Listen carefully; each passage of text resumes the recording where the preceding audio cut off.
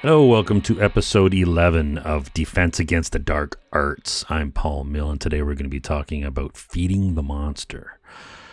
G.K. Chesterton, an old British author, wrote, "The function of the imagination is to not make strange things settled, so much as to make settled things strange."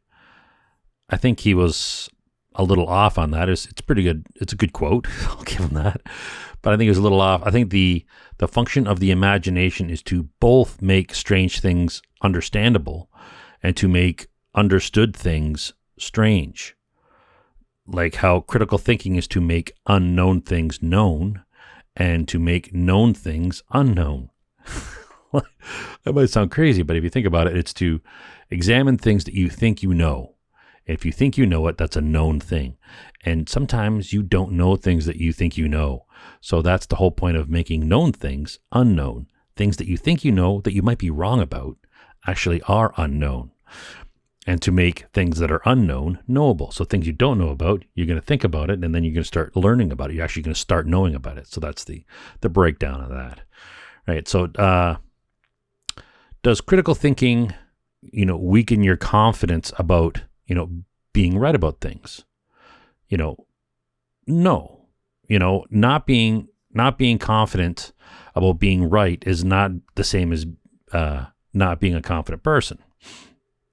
It takes a confident person to be, to accept that they don't know things and to question, the things that they think they already know. That's why it's called critical thinking. I used to work with these, critical thinking. I used to work with these two Russians. I think they're from Kazakhstan, so I don't know if they're actually Russians, but they spoke Russian. Anyways, the one guy had a PhD, and the other guy was just an engineer. And the guy with the PhD would always say, "Nya kritichna," not critical. It's not critical, right? So he'd say, "Nya kritichna," right? The other guy was just an engineer, so he couldn't think outside the box. He had to follow lists. But the PhD guy was always funny. "Nya kritichna," it's not critical. So I don't know if he was thinking about critical thinking or what, but they always said it was funny. Anyways, so Marshall McLuhan once talked about the definition of the word read, which I thought was kind of interesting. He said it comes from the Old English radon, which means to guess. And he said that when you're reading, you're constantly guessing about the meanings of the words because most words have multiple meanings. So that is kind of interesting how you think when you're actually reading, it's automatic. So you are not jumping to conclusions, but you're holding off until you finish the sentence. Like, what's that one? Like, the mouse was eating cheese on the desk, right? You pictured a brown mouse. Or the mouse plugged into the USB, right? So you're picturing, a desk mouse. So you didn't picture a brown mouse first when you're talking about plugging it into a desk. It's funny how your brain will hold off for a moment. And that's what you want to practice doing more. You want your brain to hold off. It doesn't automatically when you're reading, but you want it to hold off, jumping to conclusions and jumping to assumptions. But we do it so fast when we're reading. It's incredible when you think about it. But that's what Marshall McLuhan was kind of, fascinated by, it is pretty crazy how fast your brain works when you're reading. When you're jumping to all the different definitions of what all the different words mean and you're actually picturing things. Anyways, so I looked it up to see if he was right, and there's 5 definitions to the word. Most of the etymology that I looked up didn't have guess as the word for the definition of the word, for read, the etymology of it. But I looked up radon, and sure enough, there's 5 definitions to that word. The one is read. Another one is to advise. Another one is to guess. So McLuhan was right. The 3rd definition is to guess. Talking about the word radon, the Old English. Another definition is to interpret or explain. And another definition of the word radon is to decide. So you put all those together, and it kind of makes sense, when you think about how our brains work when it comes to reading. So this is sort of a bit of a tangent, but I thought it was kind of interesting when he was talking. More critically, Kritichna, Marshall McLuhan once said, the hidden aspects of the media are the things that should be taught because they have an irresistible force when invisible.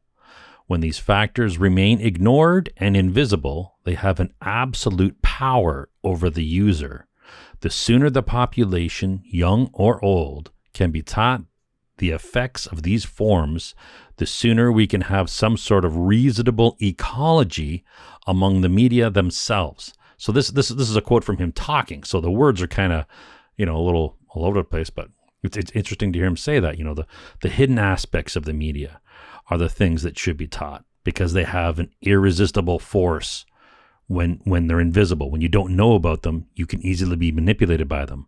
When the factors remain ignored and invisible, they have an absolute power over the user. I think Marshall McLuhan was right about that. And what else did he say? He said, what is desperately needed is the kind of understanding of the media which would permit us to program the whole environment so the literate values would not be wiped out by the new media. I don't know exactly what he meant by that, but literate, I guess, the concept of, reading, maybe that part. And he was talking more about TV and radio. But, this obviously holds for all forms of media. Print media was around back then. But anyways, he continued to say, if you understand the nature of these forms, you can neutralize some of their adverse effects and foster some of their beneficent effects. So he went on to say, if you understand the nature of these forms, you can neutralize some of their adverse effects and foster some of their beneficent effects. This we have never reached. We have never reached this level of awareness. Again, he's talking, so this quote isn't, he never wrote it and edited it. It's just how it sort of flowed out of his mouth. This we have never reached. So we have never reached this level of awareness, is what he's saying. We've never reached a level of awareness where the people understand the nature of the forms of media in order to neutralize some of their adverse effects. He said he's been working on that for a long time. And then he goes on to talk about Finnegan's Wake by James Joyce. He said it's one of the top guides to the effects of media. The work is entirely devoted to that theme. The actors in the play are the media themselves. Very few Joyceans know this. The word quark apparently was originated from Joyce's book, Finnegan's Wake. I'm not sure if anybody ever tried to read that book. Maybe I'll give it another shot, but it's a rambling chaos. So maybe I'll read it again with new eyes. But I think that it's more of a Rorschach test, and Marshall McLuhan might have been finding meaning based solely on his own thought patterns, his own schema, like a mirror reflecting back, looking into it and seeing what he wanted to see. I said, I don't think that's, maybe it is. Again, I'll look at it again. It's been a long time since I tried to read it. A lot of these books, like War and Peace, they're just garbage. You try to read these books, it's like a massive tome. You think, okay, well, Lord of the Rings was pretty big. That was pretty big. That was pretty interesting. So give, War and Peace a try. It's the most boring garbage. I don't understand how literacy. Yeah. Well, literacy, not literature, is what the word I'm looking for, but it's just garbage. I don't know how people can, it's such a good book. War and Peace, blah, blah, blah, Tolstoy. Crap. Threw it across the room. Suffered. I read it, started reading it, and then it was agonizing. And then I was reading more. It's like watching or reading some horrible, soap opera that's just boring as all hell. Like, who the hell would read that? You have to be to be that bored to read that book. I don't know. So again, McLuhan went on to say one of the particular effects.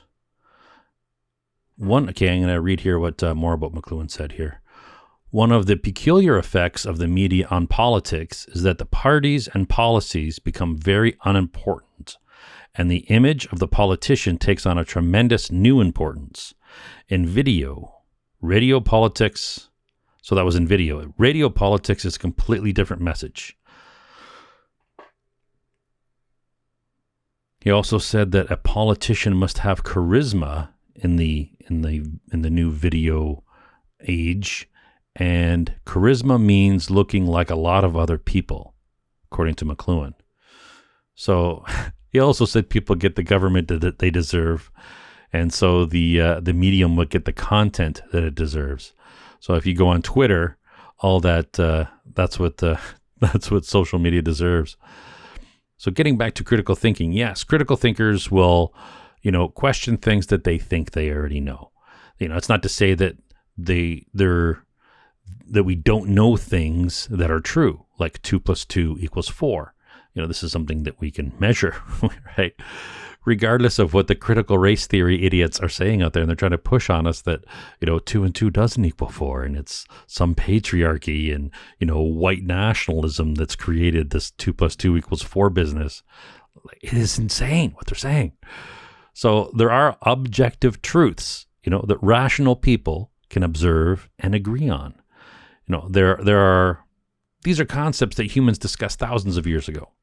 Not to say that everything they discussed thousands of years ago is true, but I mean, these concepts have been around, with humans for a long time, right? When you read, Aristotle or Plato or Sun Tzu and Marcus Aurelius, or any of the math giants, these people are all trying to examine and study the truth, the objective truth. The truth has never been under attack to the extent that it is today. Never in the history of humanity has the need for critical thinking been more needed. And our universities, politicians, and radio talk show hosts are doing everything in their power to destroy critical thinking. As a propaganda tool, they can claim to be on the side of what they do. They claim to be on the side of science and logic and reason, when in fact they are the enemies to it. You'd think our society would have evolved to the point where at least our experts understand the fundamentals of objective truth. A lot of them claim they do, but the results are varying. Politics, news, and in the universities, the crap that we see coming out of them is unacceptable. But even the idiots in the hard sciences are corrupted by the illogic ideology that has no other true purpose, other than destroying modern Western society, Western culture, and the base of monumental reasoning that has built that culture. We're living in an age when university students, graduates, and their teachers would cheerfully burn the Library of Alexandria. When only a few years ago, people would feel sick to their stomach at the idea, of the loss of that hard-earned knowledge. And the slimy red dragon grins and feeds our society opioids and fentanyl and what's that other one? Carfentanil, as a racist revenge against the West, against the Anglo corporate, expansionisms from 200 years ago, right? So the children of the West are responsible for the actions of what a few individuals did centuries ago from another country. Like it was the British, what was that kind of the East India Company, I think that was in China, and they're with the Hong Kong and all that stuff and the opioids and all that.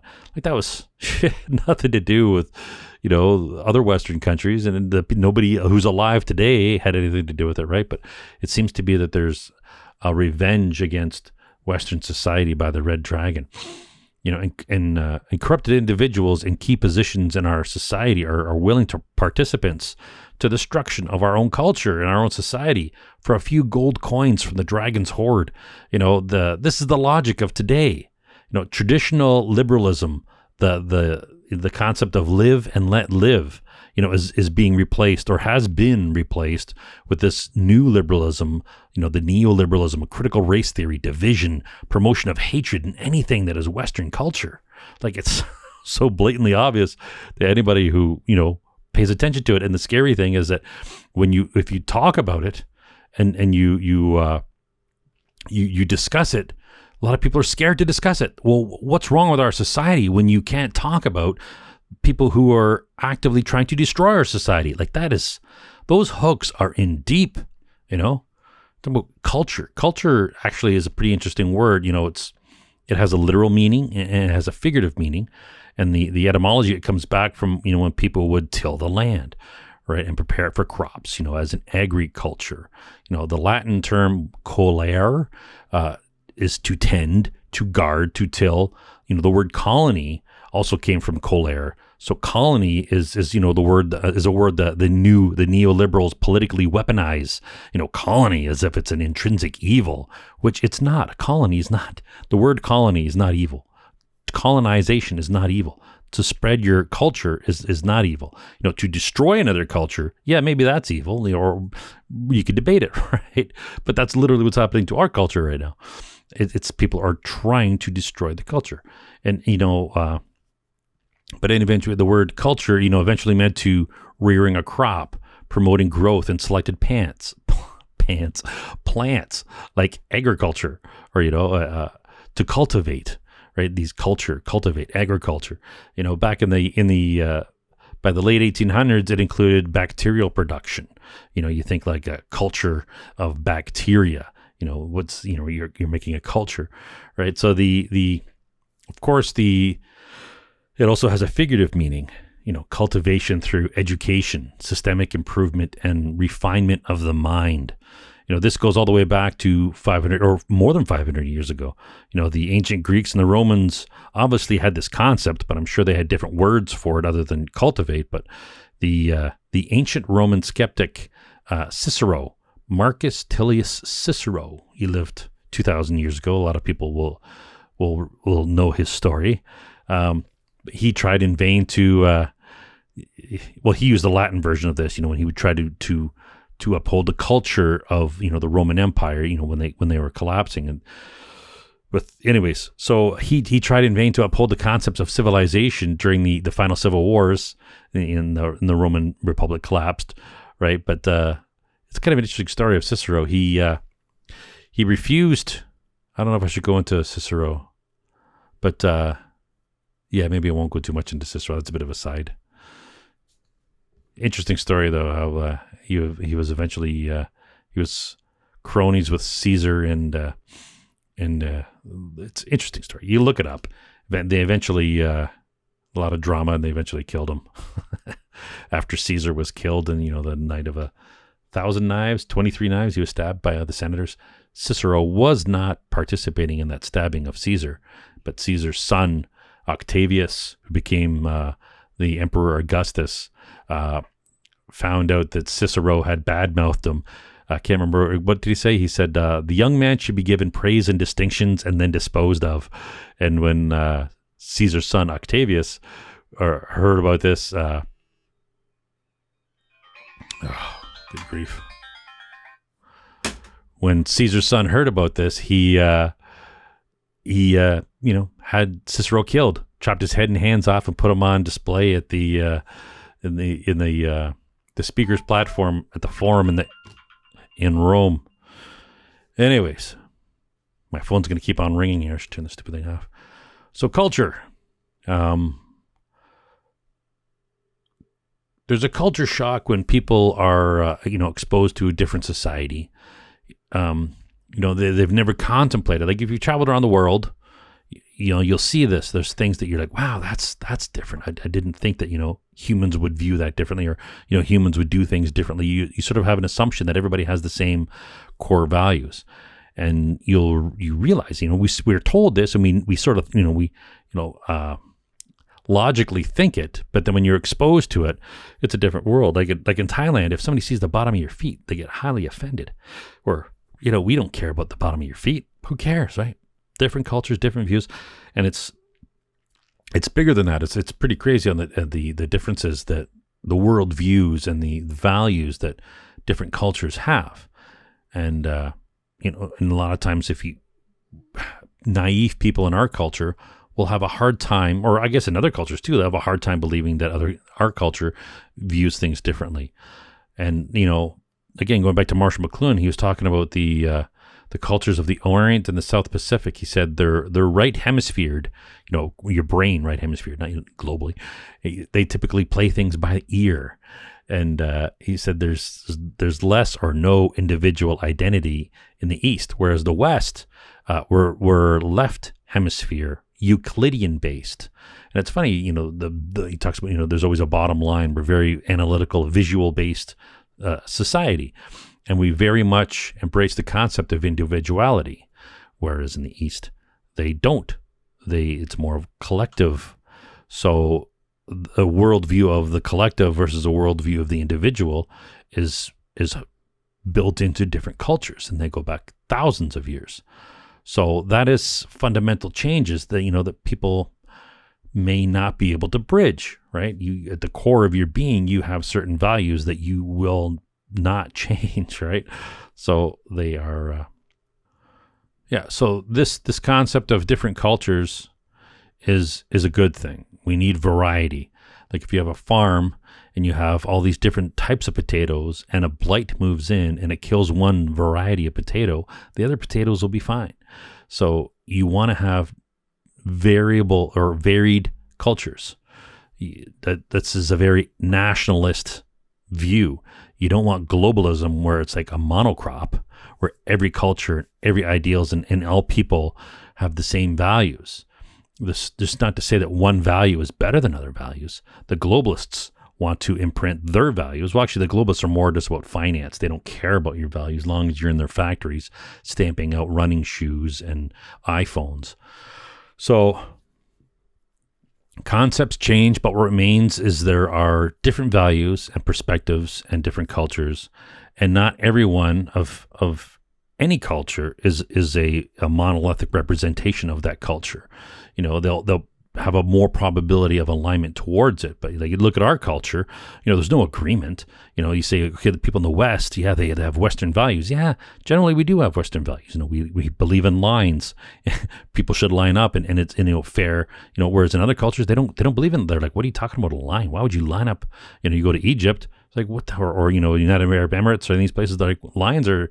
What the hell are you lining up for? Like they just have a totally different view that it's not good or bad. It's just a different thing. Where here we're more Euclidean, systemic. We believe in, this person's in the queue, then the next person's in the queue. Other cultures, not so much. And, not to say one's better than the other, one makes more sense or maybe it doesn't make more sense. I don't know how they work it out. Like, you go to you just got to push through the crowd, and I guess it's might is right. So I don't know. When you want to go to a fast food place and get some food, you just got to push through the crowd and it doesn't matter. But, and if you think everybody in the same culture has the same worldview, well, they don't. I mean, you just go on Twitter and observe the monkeys flinging shit at each other, or you're just looking at politics, right?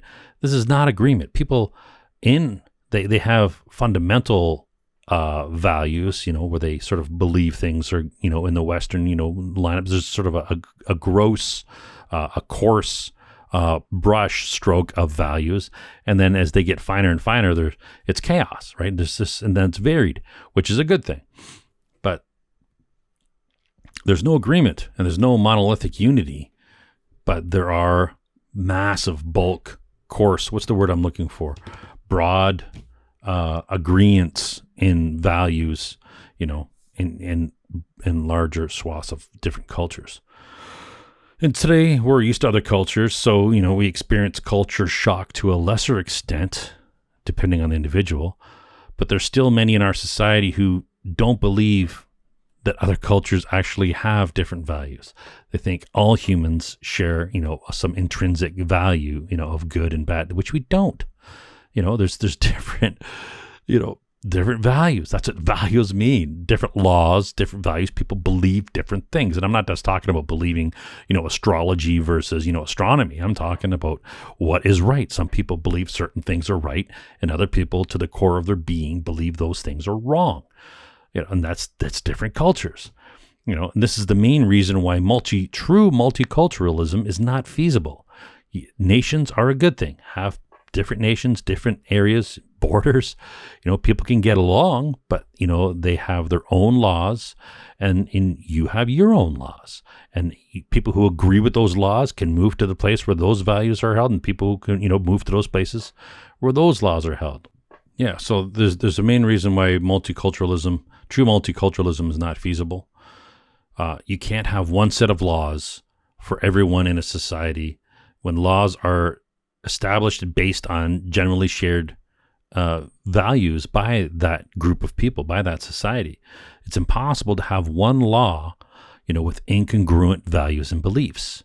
An example of this is female genital mutilation. Western values shudder at the horror of, the inhumane practice of forced female genital mutilation on young girls.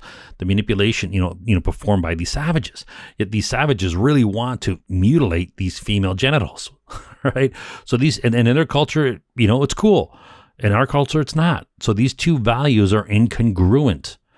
You can't have those two values in a same society. You have to have different nations. And if people, if that society's cool with that, who are we to judge, right? The same thing there, they shouldn't be judging our society, right? So, fundamentally, I really don't agree with it. But what are you going to do? I think the concept of, we'll go into nationalism versus globalism later on. It's like, for fuck's sakes. Anyways, so Jacob Bronowski explains it pretty well. He says that all life on Earth has evolved to fit in an ecosystem, like cogged wheels in a machine. That is, except man. Man does not fit perfectly in any environment, which makes him adapt, which allows him to thrive in any environment. Man's evolution is not biological, it's cultural. And he calls this evolution the ascent of man. So anyone who attacks your culture is literally attacking you as a species. Anyone claims that you don't have a culture is claiming that you are a non-people. This is a calculated and deliberate attack. A culture may not even, most cultures, if you think about it internally, you don't realize you have a culture. Because this is just the way it is. This is the way we do things. You don't question it unless you travel around the world and you see there are other ways of doing it, and you realize you have that culture shock that, wow, other people actually do have different values, and they do believe different things. They do believe different right and wrongs, right? So for you, your culture is transparent. You don't see it. It's just the way it is. And so it's easy to convince somebody in a culture that they don't have a culture, when in fact they do. This attack is commonplace in universities of the West today. Culturally, universities are the bottom of the bucket. Instead of higher learning, they are centers of indoctrination to the cult of nihilism and destruction of Western culture. Cult. So you think, they're a cult of nihilism. So you think of the word cult, it shares its origin with the culture, obviously, culture, cultivate, right? And colony, going back to colere, I don't know how you pronounce it, but the Latin word colere, which, means to till, which leads to cultus, which is care, labor, cultivation, culture, worship, reverence. It wasn't until the 1800s when the French, with their butchered version of Latin, brought the modern meaning of the word cult. They were referring to ancient or primitive systems of religious belief and worship, especially the rites and ceremonies of those such, worships. Is that a word? Anyway, so cult, it had an extended meaning, which was, devoted attention to a particular person of thing, like a cult of personality, I guess. And, I like the modern definition. I don't know if this is official, but the modern definition of cult is an organized group of people with whom you disagree. It's like, so if there's any organized group of people you don't agree with, you call them a cult. And that seems to be what's going on, right? And there's subcults and all kinds of different versions of cults. But I don't think any word had more impact on the destruction of religion than the word cult. People associate the word with cult and start using it against organized religions. Because really, there isn't too much difference between organized religions and cults. Although today, for some reason, you're allowed to say all religions are cults, except for Islam, Muslims. Why? Why are you not allowed to say that one? All religions are equally cultish, right? They're equally irrational. Why do you have to? I don't understand what that is, but anyways. So in the old days, cults were like based out of, the Vatican and churches. Today, cults are organized in our universities by fatuous ideological teachers. They're arrogant, emotionally unstable, batshit crazy. Interesting word if you think of fatuous. It's conceited, foolishly conceited, especially in a smug or self-satisfied way. I think that word perfectly describes the arrogance and stupidity of, university professors today. Yes, we can all be idiots, right? I mean, at times we can all think we're right. That's sort of the key point, I think, with critical thinking, that we all can think we're right when we're wrong, but then to recognize it, to acknowledge, hey, I could be wrong. I am wrong. Look at that. To accept that you're wrong, to accept that you may not be right. This concept, I think, is way beyond any university today. That it's just, I am right. I am, dictum, dogma. This is what we say. It's ridiculous how low the quality of universities are today, especially the Ivy League ones. It's an inverted, I don't know what happened. Well, I could guess. I don't know what happened, but I could guess. A true critical thinker would not call themselves an expert. Now, saying that, I automatically think of the logical fallacy of no true Scotsman.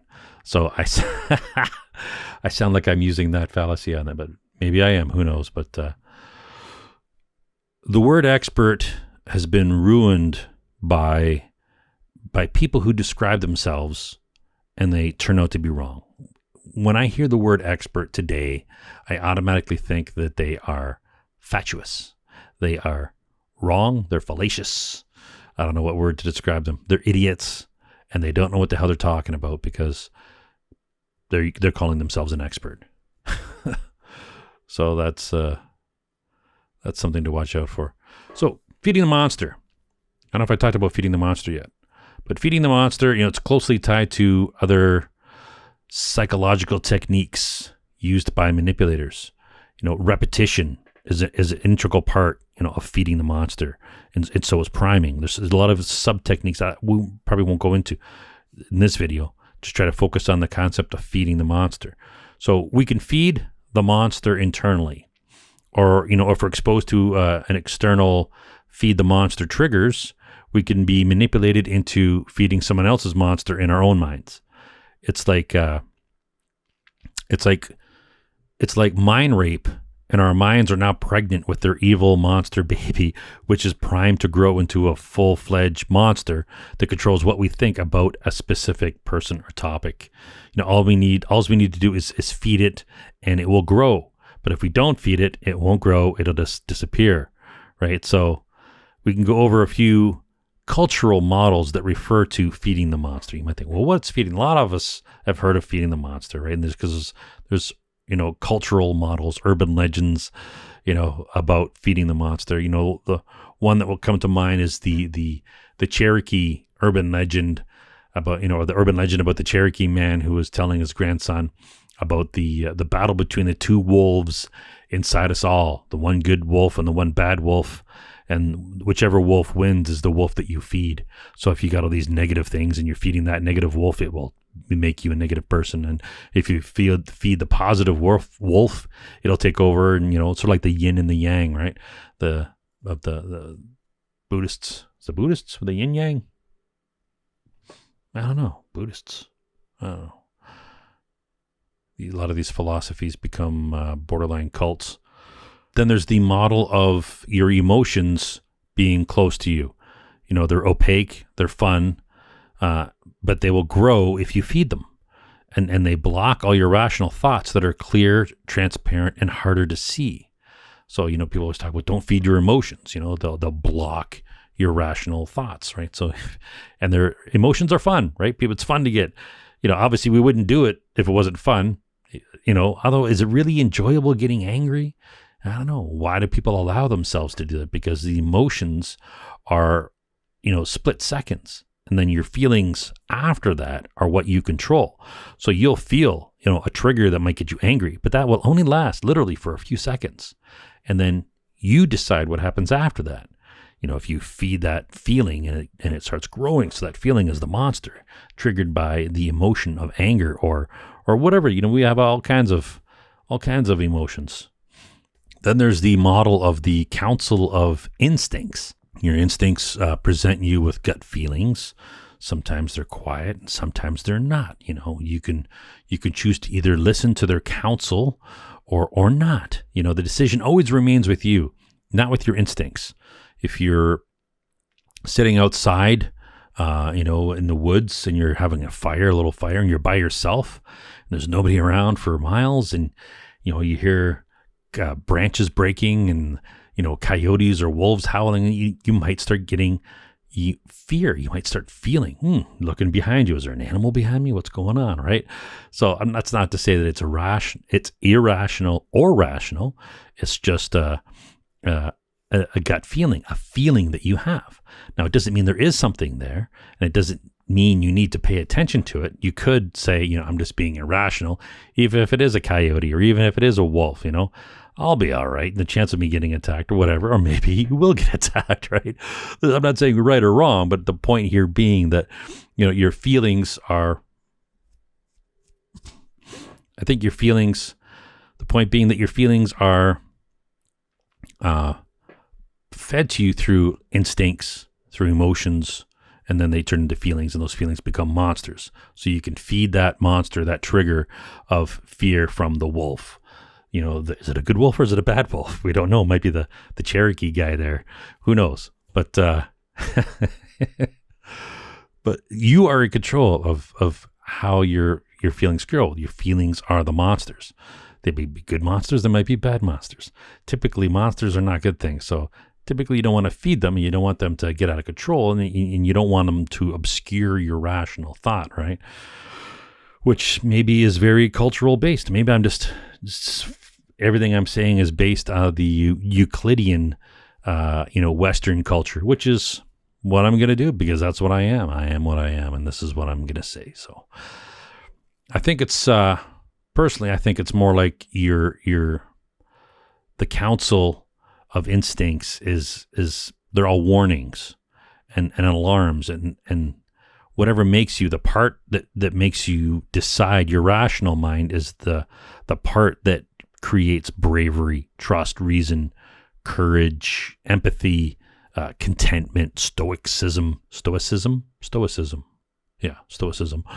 It's more complicated, obviously. Reality is way more complicated than these models. These models are dumbed down versions, right, to try to, examine these things, right?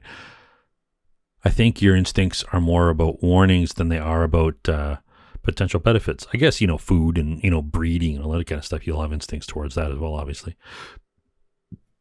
But when you try to think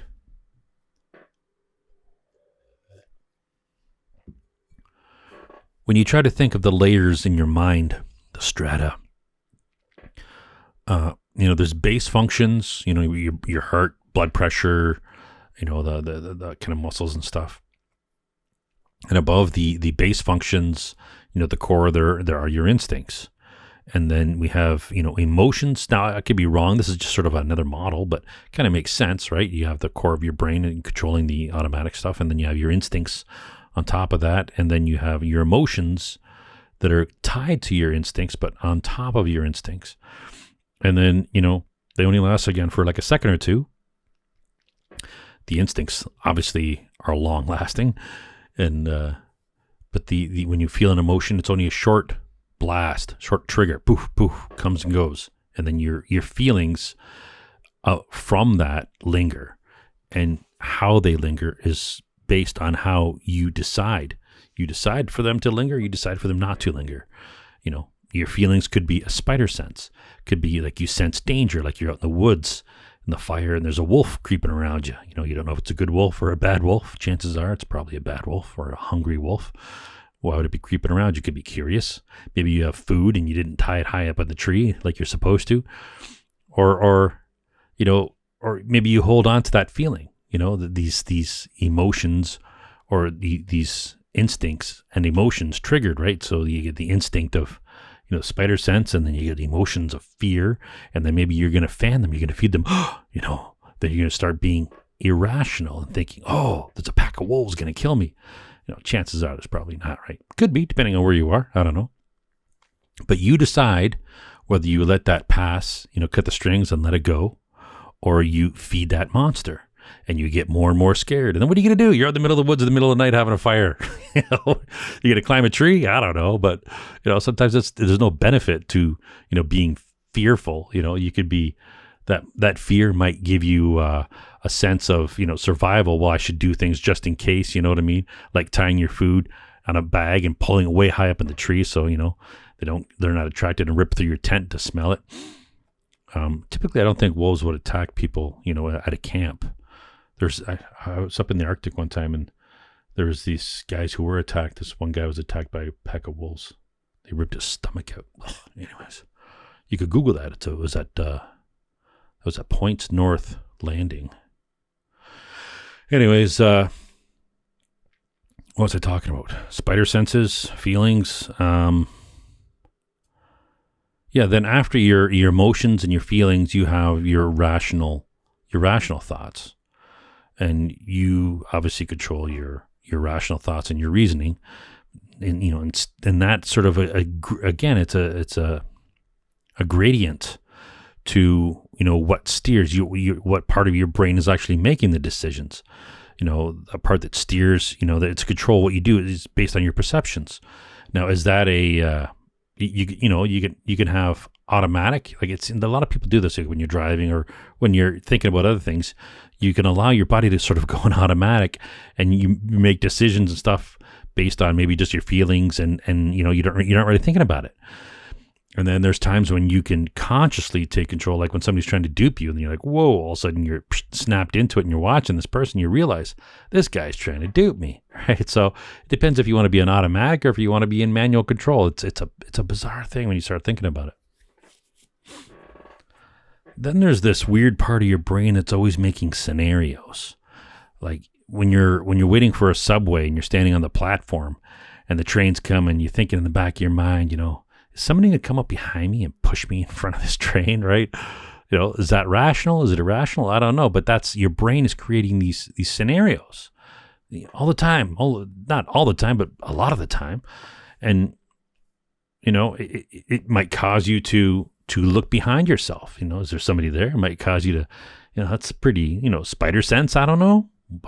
Might get you to back up against a wall. Maybe, I don't know. Maybe you saw a suspicious character earlier on, didn't look like they're all there. I don't know. Is it crazy? I don't know. I don't think so. It probably saved a lot of our ancestors' lives. When you get the spider sense, does it mean there was somebody there who was going to push you? No, absolutely not. Like you think of a dog, or we have rabbits. The rabbits are scared of everything, right? Does it mean somebody was going to attack them? No, right? Doesn't matter. They don't care. They were scared anyways. They might go run and hide. Did they need to go run and hide to survive? No. Were they actually under any threat? No. Did they think they were under threat? Yeah. Right? Were they right? No, they were wrong. Same with humans.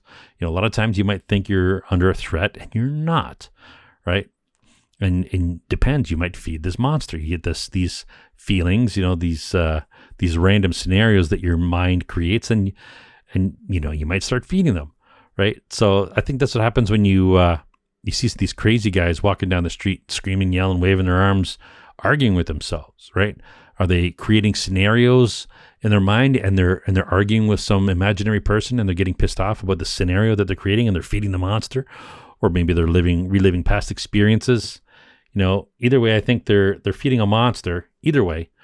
And obviously to the point where they're, screaming and yelling on the street when there's nobody there, and all they have to do is just stop feeding the monster. Let it go. Cut the strings, walk away, right? So I think feeding the monster can lead to long-term adverse effects, right? As seen by, people walking down Yonge Street. But these scenarios that our minds make up, they're kind of funny and bizarre when you start paying attention to them. Normally these brief thoughts, these scenarios, they come and go, like dreams, until you notice it or begin to feed it, causing it to manifest into a larger idea that may, you might even ponder, or you might act on, or you might immediately forget about it, like a dream, which is kind of crazy. It's like I guess there's no point in remembering it, if nothing happened, and you thought you were. It's not always fear though, it's I guess part of stream of consciousness. which is clearly affected by our environment, where we are, where, the situation that we're in. I'm sure this is, where meditation might start entering the conversation. I hate that word. But meditation is just so goddamn boring. I'm not going to talk about it, every time I try to fall asleep. So we're not going to talk about meditation. But instincts are weird. Our instincts encompass a large subset of subconscious feelings that can cause you to act. Now, I don't know if there really is a subconscious. I've read people saying, subconscious is actually not real, but I don't know. It seems kind of real. There's obviously instincts. There are things that, trigger us to do things that we're not consciously doing. So then, yeah, I think there is a subconscious. So regardless of what these freaks are saying, I'm going to use my irrational mind to think that there is some kind of a subconscious. You take nurturing, the instinct, the nurturing instinct, for example. A nurturing woman, she wouldn't have a single feeling, that makes her nurturing, or it would be a complex array of different feelings, through a period of, many years, her life, or as, maybe if she doesn't have to be a mother to be nurturing, people could be nurturing, doesn't have to be a woman, could be a nurturing male too, or whatever. But these feelings and triggers that make her nurturing will ebb and flow, but it'll always keep her behavior generally in line with, that of somebody who is nurturing. She's not consciously in control of that. So the nurturing instinct doles out these feelings and emotions and cause her to act in specific ways. She could override these feelings, but, she's not consciously controlling them, right? So I think that's subconscious. In fact, it might be possible to convince her that her nurturing feelings are wrong, and that she shouldn't be nurturing or she should be out in the workforce. She should be a mean bitch, right? She should be forcing people to do things that she wants to get done, right? But left out of the plebeian conditioning, she probably would embrace, who she really is and just be nurturing and happy with all that brings her, probably a sense of completion and contentment, something that a crappy job would never give her, regardless if she's forcing people to do things that she wants them to, because, hear her roar kind of stuff, right? So what is the monster that we should not feed? The monster is feelings. Feelings are the monster. You get emotions that are, joy, anger, attraction, fear. Attraction lasts longer than a split second, so I don't think attraction really is an emotion. But then you get feelings. You get happiness, bitterness. Maybe bitterness is actually an emotion. Love, worry, these things. The things that last are feelings. The things that are very short are emotions. So if we can ride the wave of our emotions and our feelings, touchy-feely, right? But you don't have to feed your emotions or your feelings. If this model is true about, emotions just being, temporary, which I read, I don't know, but, so it's not, the emotions will come and go. You can ignore them or not ignore them. You're going to get feelings from these emotions. You could ride the wave, but don't feed the monster, right? What's the advantage to you getting worked up over something? It's probably not, right? So the monster could be resentment. It could be hate. It could be some feeling that we don't have a name for yet. We haven't framed it and we haven't named it. Like when you're a kid, you might experience Schadenfreude. Schadenfreude? I don't know how you pronounce it, the Germans, right? As, which is, satisfaction over somebody else's, loss, hardship, right? So if you're playing, maybe a game and, you lost to some guy and then they lost to somebody else, you might be glad that other guy lost, right? So that's Schadenfreude. And we didn't know what it was called, right? You still have these feelings. So there's probably a boatload of these feelings that we have that we don't, have names for yet, or maybe some other, language does have a name for it. But that's definitely a good example. So this reminds me of my aunt when she was talking about, she's dead now, but This reminds me of my aunt. She was the first person I heard say, living well is the best revenge. She was in the war as a kid, and she experienced a lot of stuff, and she had a lot of built up resentment and hate and anger towards a lot of, people. So, she told me she'd wasted years being consumed by hatred towards people who have no idea that she's even alive. So her frame of mind was not harming anybody but herself. So she decided the best revenge was to live well. Now, I don't know if she read that somewhere or if she came up with it on her own, but she was the first person I heard say that when she explained it to me. And she was like, sort of like a warning, don't let these things consume you. Don't feed the monsters. She didn't say don't feed the monsters, but that's metaphorically, it's what was going on, right?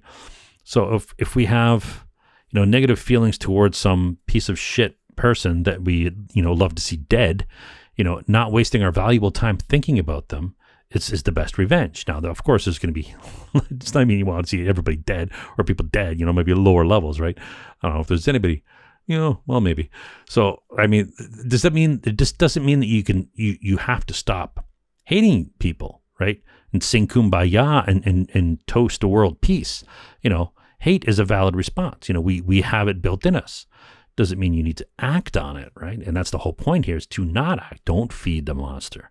There's nothing wrong with hating someone, even if you're wrong, even if you're right. Maybe they're a justifiable person to hate, right? Maybe they're not. Maybe you got things wrong and you thought that they're the type of person based on your assumptions, and you're wrong. But regardless, it is a valid feeling.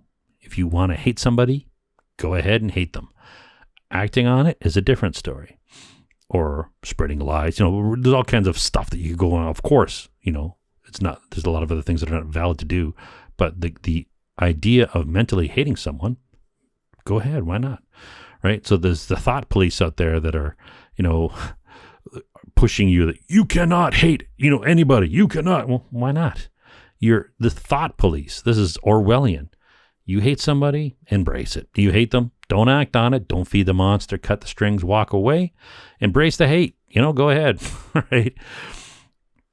You could still hate someone without wasting your time thinking about them. And if you feel yourself starting to think about them, you tell yourself, don't feed the monster.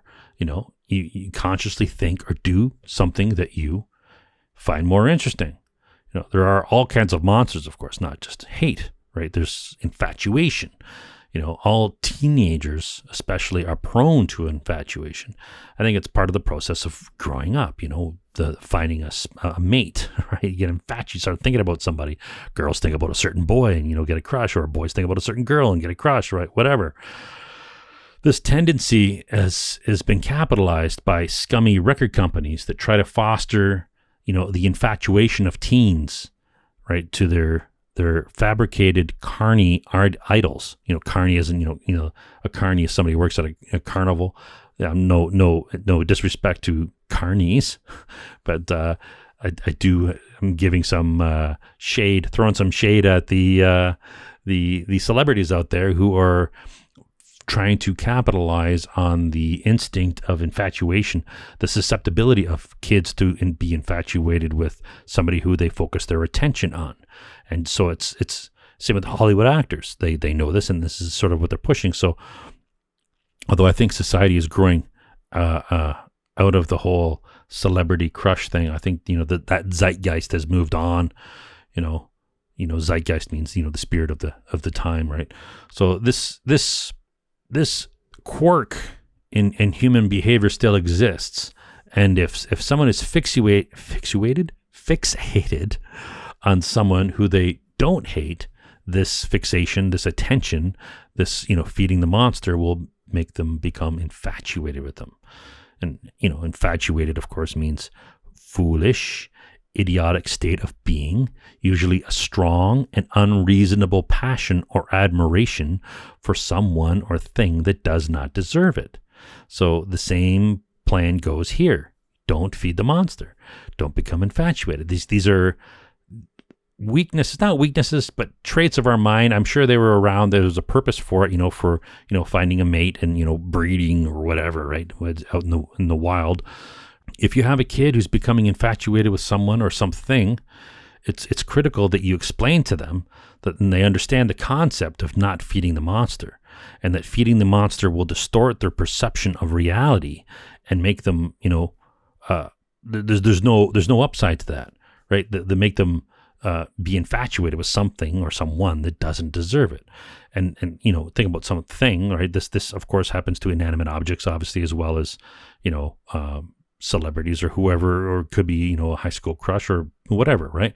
So a common, when it comes to gear or inanimate objects is, people have heard of gas, the gear acquisition syndrome. This can happen to musicians who can't stop buying instruments, photographers who can't stop buying gear, video gamers who can't stop upgrading their system. Anyone who uses any kind of gear, the way they can get control of this is to be aware of it and stop feeding the monster. Stop, it sounds simple, but it is simple, right? And advertisers want you to feed the monster. They need they'll tell you, you need this shit we're selling. Look how shiny it is. Look how tasty it is. Or look at this celebrity. Look at this rock star, I think this is how hoarders develop, right? They feed the acquire more shit monster, and it's just as bad. They need to let go of things as well. So there's two sides to it. There's the feeding the monster of acquiring, and then there's the not letting go of stuff. And then you put those two things together and you get a hoarder, right? So those two things are beneficial. The not feeding the monster and letting go of things. We need to let go of things. We need to not feed the monster. We need to cut the strings. We need to walk away. These things are simple to do, right? Cut the strings. Don't feed it. We can choose to ignore our council of instincts, or advertisers or anybody telling us anything. We are in control. We can choose to ignore it. We can choose to walk away. Same goes with irrational fears. When you're feeding the monster, we're choosing to allow ourselves to be scared of spiders or whatever. We could suck it up and face our fear and get on with life. You don't need, you think of phobias, of course, being, irrational fears, you're not letting them go. So it's a phobia is actually a serious condition, right? It's not just being scared of spiders. It's being, petrified, terrified. You can't put your shoes on because you're scared. In Australia, that might be a valid thing to do, right? To be checking your shoes for spiders and stuff. But, but then these again, this crazy woke movement, they come up with, words like Islamophobia, which is not an irrational fear like arachnophobia. Islamophobia is a woke buzzword. It has nothing to do with irrational fear. I personally don't want to submit to the will of any religion or any fictional gods, and that includes Islam. And it's not an irrational fear. This is just common sense. I'm sure there's going to be some woke turds out there that, call me an Islamophobe. Well, they'll call me anything anyways, because I'm not a woke zombie, right? But they'll throw this shade. Is that the right term, right? They'll throw shade at me. They'll call me an Islamophobe for not wanting to submit to the religion. Yet at the same time, these same morons are anti-religion. Yet if you don't want to submit to this religion, right, they'll call you an Islamophobe. It's insane, right? So they can call me all the made-up words they want. It's not going to change my mind. The woke crowd is clearly irrational. Feeding the monster is a mechanism that is utilized by manipulators like politicos, and the legacy media cabal. We can feed the monsters of our own internally, right? Our own instincts and fears, or we can be exposed to external feed the monster triggers from somebody on the outside. So I am done. I'm Gerald Undone. I am not Gerald Undone, but I am done for this episode. It's funny. What do you say at the end of a video? It's odd because you're not getting a response back. So until next time, stay tuned, be square, and be there.